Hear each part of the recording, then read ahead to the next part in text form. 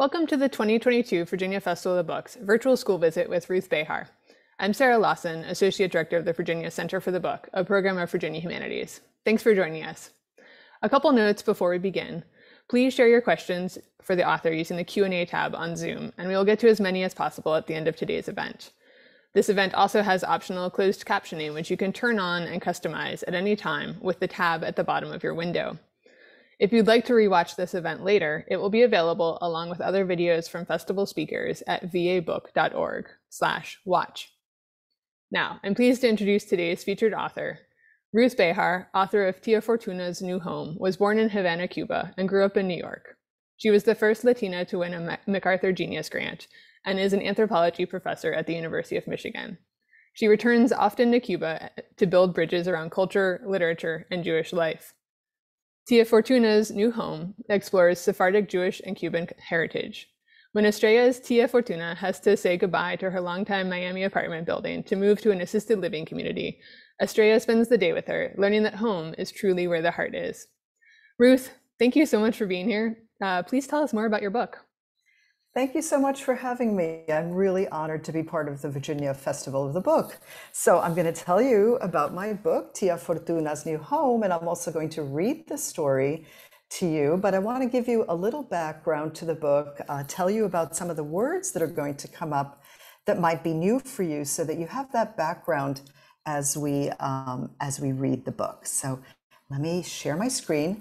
And well, here's the cover in English, and I'm so thrilled that the book also exists in Espanol. So if you want to read it in Spanish too, you can. El nuevo hogar de Tia Fortuna, una historia judía cubana. So a couple of words that come up in the story that might be new to you are these words, mezuzah. That's a small box containing a parchment scroll, and it has the Shema prayer, a very important prayer in the Jewish tradition, a very simple prayer to God, and it's placed on the right doorpost of Jewish homes, you might have seen that, to protect the people living inside. So the mezuzah or mezuzah, there's two different ways to pronounce it. You'll hear that and see that word coming up in the story. Another important word is borreca. These are turnovers or savory pastries or empanadas, for those of you who have had them, and they're filled with different things, as you'll see in the story, and they're just very, very delicious turnovers. So the borreca or borrecas in the plural, that comes up in the story. The term or the expression mazal bueno, good luck, also comes up. And that's a combination of Hebrew and Spanish, or Ladino, which is a very old Spanish. And it's a blessing. It's often said by Sephardic Jews, mazal, which is luck, and bueno, which is good. So you'll hear that expression too. And then a very important word in the story is esperanza, which means hope. So that's one of the Spanish words that will be coming up in the story in a very important way. So let's just see, there's just one more thing I want to show you here. So Hamsa, these will come up too. These are lucky charms, and they're shaped like the palm of a hand. You see it in the background here behind Tia Fortuna. Also lucky eyes, you'll see those coming up. These are good luck charms. They're usually made of blue glass and shaped like eyes. And a lot of women like me wear bracelets that have these lucky eyes, and you'll see those on Tia Fortuna's wrist. And let me see, I think I have one more thing I want to show you. So this is what the Hamsa looks like. And when I was working on the book with the artist, this amazing artist, Devin Holtzworth, I shared some pictures of things that I thought, objects that I thought would be important to include in the story. And I shared this picture of a Hamsa so she could see what that was like. And I also shared pictures of some of my embroidered pillows, which I love, which have words in Spanish. And you'll see that coming up in the story too. So I'm going to switch over now and show you the book itself, which is here. Okay, and so I'm going to now read the book, and you'll be able to follow it on the screen as well. So here's the book, and one of the really fun things about the design of the book is when you remove the cover, you find that the book is a suitcase, right? So it's like an old-fashioned suitcase. And that's very, very important to the story, as you're going to find out now. So I'm going to start reading, and you'll see the key there on the screen too. That's a very important image. So I'm going to just move us down a page here, and I'm going to start at the beginning of the story. I love to visit my tia Fortuna in her little pink casita at the seaway. When my auntie was young, she lived on the other side of the sea in Havana. From her rooftop, she waved to the ships as they came into the harbor. But one day, Tia had to leave with nothing but a suitcase of old photographs and the mezuzah that hung on her doorpost and a key to a home gone forever. She felt lost and wept many tears until she found her casita at the seaway. She has lived there for years and years. Today is Tia's last day at the seaway. Why do you have to move, Tia? Let me advance this here. Why do you have to move, Tia? Bulldozers are coming to tear down the seaway. A fancy hotel will be built here. What will happen to your little pink casita? My home will be a memory. Tia touches the key on her necklace, like the home I left in Havana, a memory. But I want to visit you at the seaway today and next Friday and always. Estrella, it's time to say goodbye and wish for Mazal Bueno. Tia gives me a hug and her lucky eye bracelets tinkle and twinkle. Come, Estrella, vamos a saludar la playa. The beach wants to greet you. We kick off our sandals and breathe in the salty air. Look at that bright blue sky. The sun gives everyone its light for free. El sol, el sol, el sol. The sea roars all night and now it's tickling our feet. El mar, el mar, el mar. Tia sinks down into the sand. What a pretty casita you're making, she says. How can Tia be happy on such a sad day? Tomorrow the sandcastle will be gone and so will we. It's not mañana yet, Estrella. Let's enjoy today. When we get back to the seaway, Tia serves me warm borrecas. How do you make borrecas taste so delicious, Tia? I'll tell you my secret. I fill them with potatoes and cheese and esperanza. How can borrecas be filled with hope?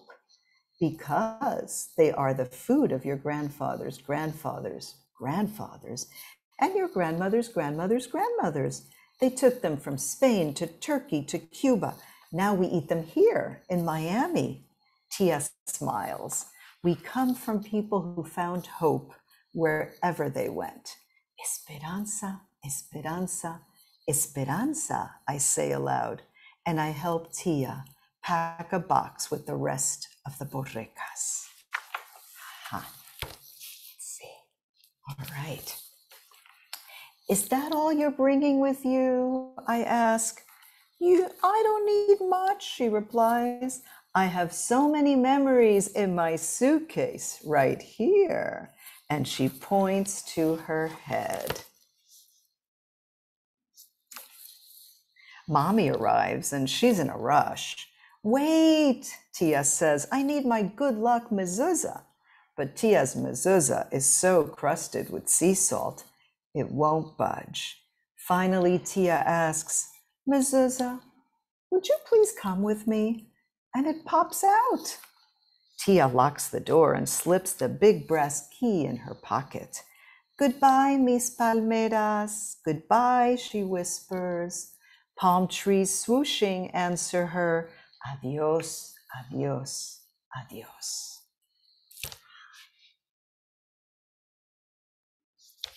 We leave the sea behind and drive toward the banyan trees and the butterflies. At the front gate, I feel Tia's hand tremble. Tia, where are we? La casa de los viejitos, Tia says, the house for older people. She leans against a banyan tree and runs her hands along its rooty trunk. Hello, glad to meet you. You've been here a while, haven't you? The banyan tree nods its head at Tia and says, hola, hola, hola. We step inside and Tia says, let's share the borregas with everyone we meet. Soon they're all saying thank you. Thanks, arigato, adank, obrigado, shukran, gracias, merci, toda. You're welcome, Tia replies and makes new friends right away. The lady next door to Tia's room hears us speaking Spanish. I once lived by the port of Havana and waved to the ships, she says. So did I, Tia tells her. I'm glad we'll be neighbors. They laugh together like old friends.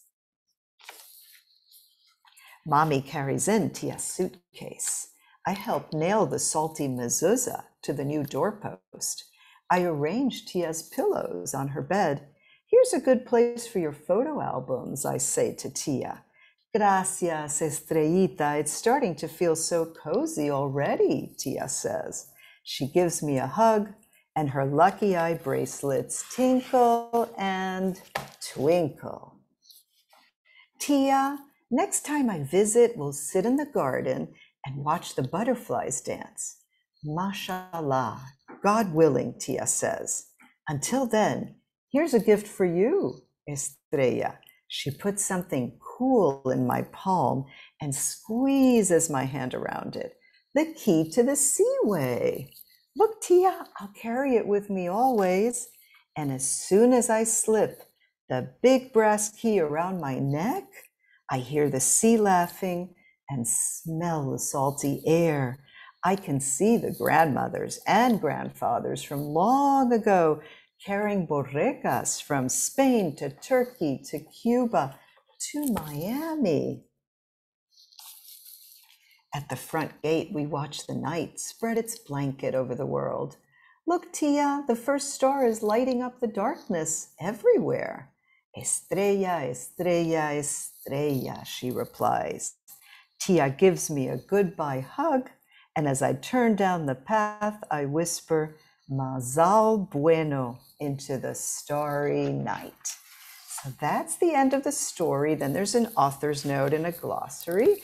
And I want to show you, I think, yeah, there's still time. I'm going to show you a few more slides, give you just a little bit more background to the story. Here we go. Come back here. So you saw the pillows and you saw that this pillow comes up in the story. And so you've heard about Sephardic Jews. Tia Fortuna is a Sephardic Jew. That means that she's a Jewish person who descends from Jews who lived in Spain. There were many Jewish people living in Spain until 1492. And then they were forced to leave Spain because of their religious beliefs. And many went on to what is now Turkey. And they continued to speak the Spanish that they had spoken. Over the centuries, it developed into another language with a lot of Spanish words called Ladino. And it's important to know Sepharad means Spain in Hebrew. That's where the idea, the concept of Sephardic Jews comes from. And this is, you see here a picture of an old synagogue in Toledo, or Toledo, as we would say here in the US. And the key is a very important symbol for Sephardic Jews. The legend is that they took the keys to their houses with them when they left Spain all those centuries ago. And so you often find the keys represented even in synagogues, and that's what I'm showing you here. So the key is very important. Okay. And so many Jewish people left Turkey and Poland and Russia and other countries in the 1920s and 1930s, right before World War II, and they went to Cuba. Cuba at that time was a very prosperous island, and many people went there, as did my grandparents, my paternal grandparents, and my grandmother and grandfather. And they were from a Turkish town called Silivri, and they were suffering from poverty, and they decided to start a new life in Cuba. Cuba at the time, as I said, was a prosperous country. It was even possible for Americans at that time to put their car on a ferry and take it to Cuba and travel around Cuba. So it's a very different place from how it is now. And here are my grandparents. And at this time, they had 3 children, but eventually they had a 4th child, my Aunt Fanny, who inspired this story. The little boy in that white outfit is my father. So that's very cute. And so she inspired this story. Oops, skipped a little. Here's my Aunt Fanny in this beautiful wedding gown in Cuba, and she got married. And then a few months later, she had to leave Cuba, as did all my family when the revolution began in 1959, and things changed very, very drastically, and many people decided to leave Cuba at that time. And so my family came to the United States at that time. And this is me as a little girl in Cuba. So I thought of myself as being like little Estrellita with my aunt, who I call Fortuna in the story, which means fortune or good luck in English. And as I said, a lot of people left Cuba at this time, and many went to Miami and to New York. And several of them found a new life, especially in Miami Beach. And so when I was writing this story, I was thinking about where would Tia Fortuna live? I didn't want to place her exactly in the apartment building where my real life aunt lives. But I heard about this building. I had been inside this building that has little cottages on the beach. A friend of mine used to live at the Seaway. So that's a real building. And when I was writing this story, I heard that it was going to be torn down. And I wasn't sure yet whether that was going to happen, but that's what people were saying. This is what it looked like. And it was a very sweet building with these small apartments, and they opened up right onto the beach. And I thought it was just the most beautiful, beautiful thing, and dreamed of living there myself. And I thought, I'm going to set the story in the Seaway. And now this building has, in fact, been demolished. And they've kept the front part of it, but they are rebuilding it, just to give you a sense. And this is what it's going to look like when they rebuild it. It's going to be a very, very fancy hotel and residence. And so I was concerned about that and wanted to bring that history into the story as well, and have Tia Fortuna living there. And some kids have been making pictures inspired by Tia Fortuna's new home. And one student made this wonderful picture showing this hotel about to come and be right on top of the casita, the little house where Tia Fortuna lives. I think this really says a lot about the story. And here you see this important moment where Tia Fortuna says, well, yes, she's got her suitcase with things that she's bringing, but she really has a lot of memories that she's bringing with her. So I want to leave you with some questions, some ideas to think about, and I'm sure you have many more. If you had to move from one place to another, what would you pack in your suitcase of memories? Something to think about. Are there elders in your family or your community that you look up to? How do they share their stories and traditions with you? And finally, Tia Fortuna gives Estrella the key from her home at the Seaway. Why do you think Tia Fortuna gave the key to Estrella? So some things to think about.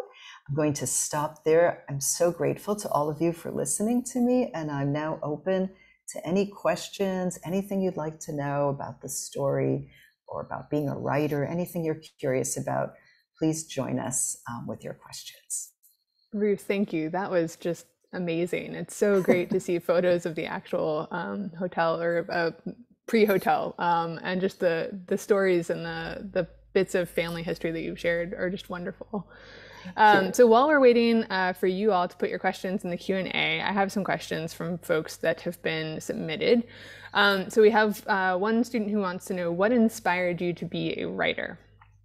Oh, I love that question. I was very inspired by books that I read as a child. That was very important to me. But really, I think the most important inspiration was listening to stories. And as you can see in this book, I'm like little Estrella in this story. And I was the kind of child, the kind of kid that loved to ask the elders, like, tell me your story, what were you like when you were young, And I loved being with my grandparents and my aunts and uncles, and I was always asking them questions about their lives. So I think that was a real inspiration for me. I loved their stories. I thought they were so amazing. And I thought one day I want to write these stories. I don't want them to be forgotten. So I think that was a very, very important inspiration. And then reading books that I just love, that like Nancy Drew mysteries, which I loved, so I loved mysteries and things like that. And it was inspiring to see what a writer could do with words, to share stories. I think all of that made me want to become a writer. Excellent. We have some follow-up questions to that. First of all, do you like being a writer? And also, when did you actually start writing? I do like being a writer. It doesn't mean that it's easy, but I think anything that we take on as our profession, it's not going to be easy. You definitely have to work at it, but I do like it. I have a friend who loves to answer that question by saying, I love being a writer once I'm done writing something. That's like the best part of being a writer, when it's done. And, and I understand that it's definitely incredible when you finally have a story or a book and it's finished. When you're starting to write, it can often be very difficult. You're facing the blank screen or the blank page. It's like, oh my God, where do I start? So every part of writing can be difficult. The middle can be difficult. Oh, I've got this whole middle to get. I know what the ending is, but how am I going to get there? So like every stage of writing can be challenging and difficult. And in that sense, it does feel great when you're done. But the process is also very beautiful. And, literally when I'm writing, sometimes I just forget that I'm writing. I'm channeling these characters and I'm just listening to what they're saying to me. And it's just kind of happening on the page, and it allows me, I think when writing is at its best is when I forget that I'm writing and it's just kind of happening. The story is just evolving and unfolding. So that feels great. And when did I start writing? I kept a diary when I was about 10, 11 years old. So I guess that's when I started actually putting stories down and listening to things and writing them.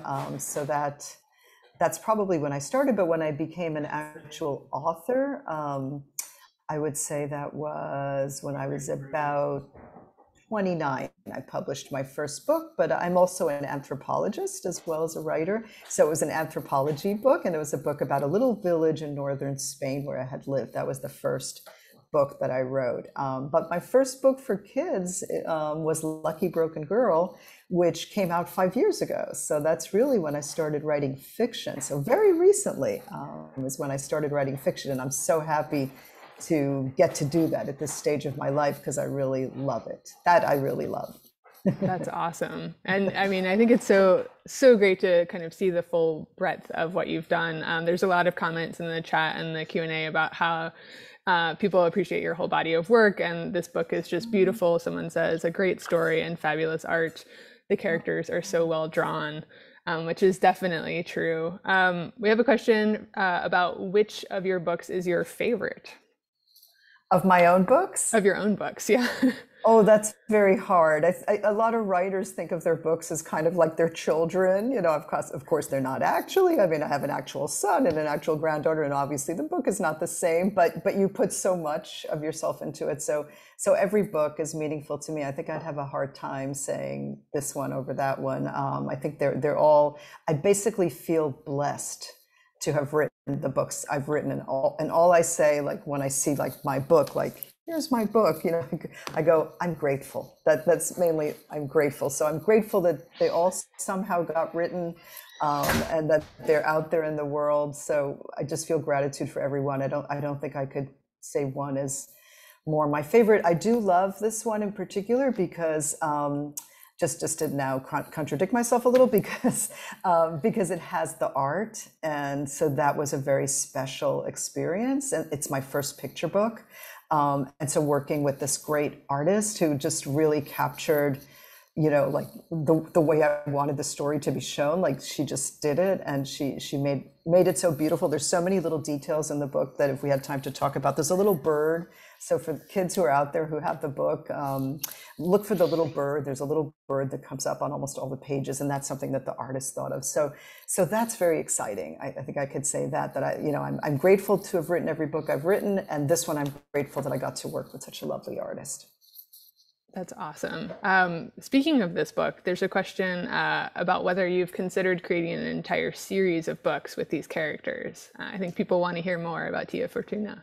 Oh my God, what a great idea. Maybe I could do a follow-up. That's a great, I hadn't thought of it, honestly. I thought it was a standalone book, but I'd love to come back to it and come back to Estrella and, see what happens to her. I love her as a character too. I love them both. So that's a great idea. Thank you for that.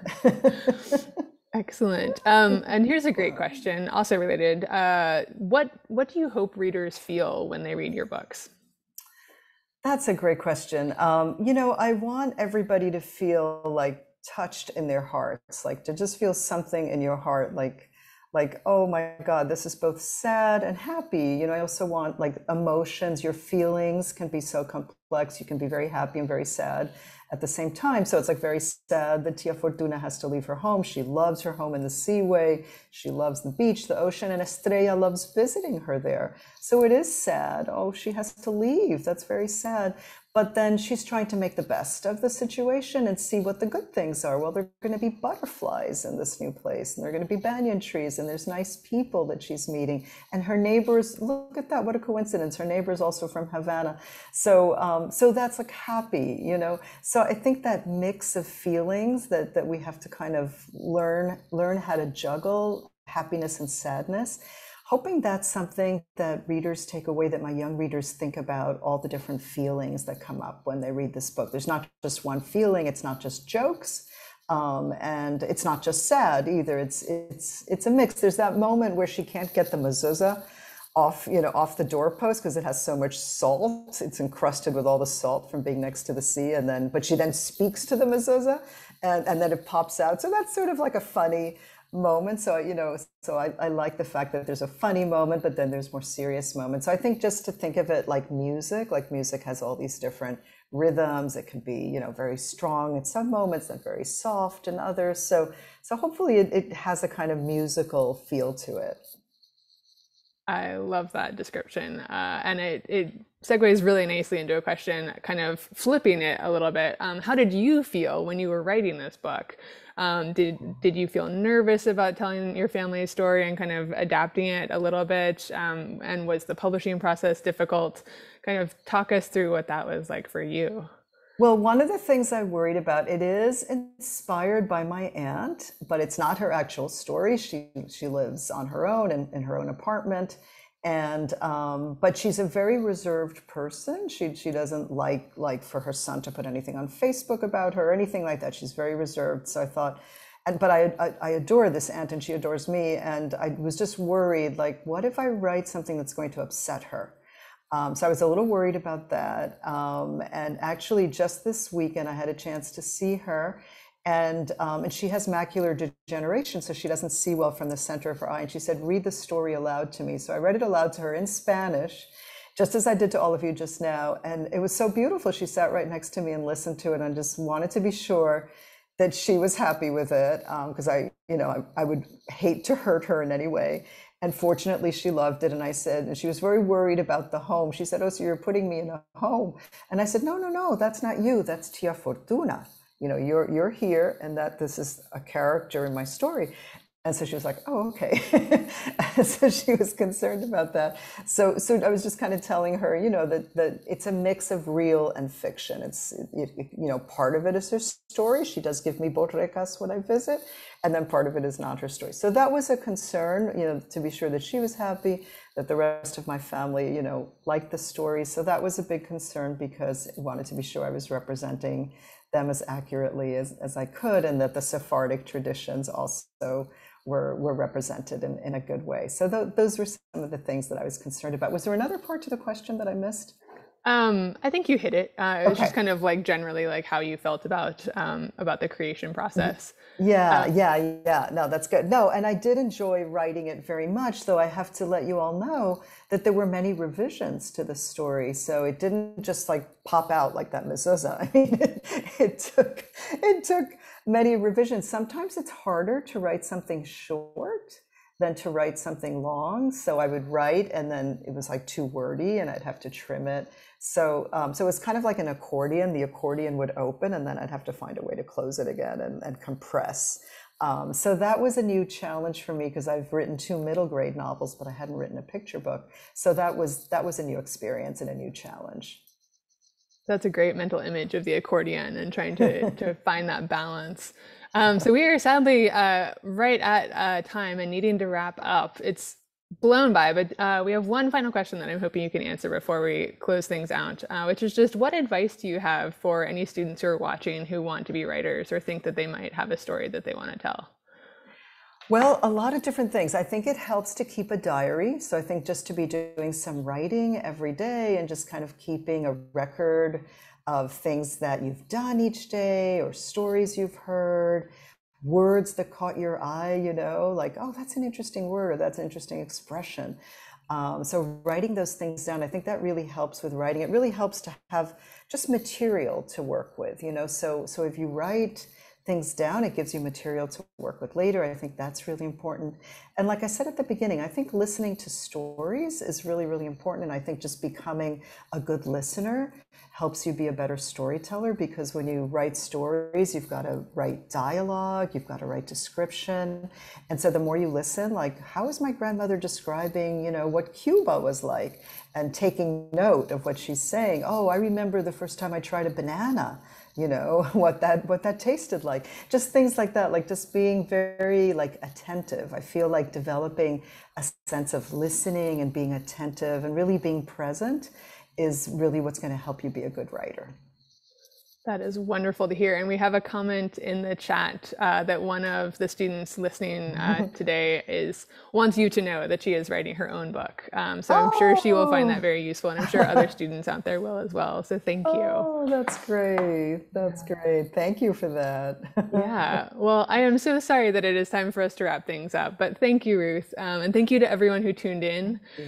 You can visit vabook.org to explore videos from the recent Virginia Festival of the Book events for young readers, as well as this one, and learn more about our upcoming events as well. Again, that's vabook.org. Thank you all, and thank you, Ruth. We will look forward to reading many more of your books to come. Thank you so much. It's been a pleasure. Thank you. Thank you.